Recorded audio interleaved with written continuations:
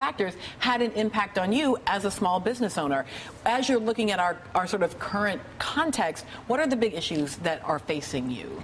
Well, I am not a political person. I am a Hispanic woman that owns a small business, and whether Democrats, Republicans, or independents get in November, what I'm interested in, what we are interested in as small businesses, is that they reinforce to the large corporate America, Fortune 1000 companies out there that are our buyers of whatever good or services we sell, to give us a shot, to give us an opportunity to bid on their, not a handout, but to let us participate in the opportunity to sell to them, which is it's difficult when you're a small business trying to get visibility with other.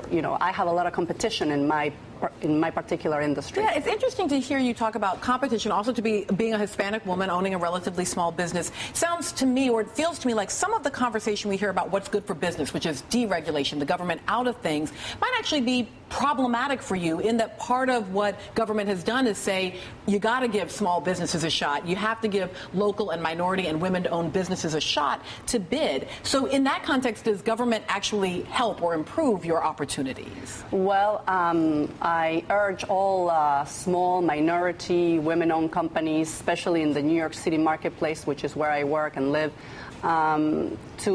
to reach out to companies like New York City MBDA, Minority Business Development Agency, run by Suzette Bather here in New York. These are government-funded or quasi-government funded organizations. This one in particular is through the Department of Commerce.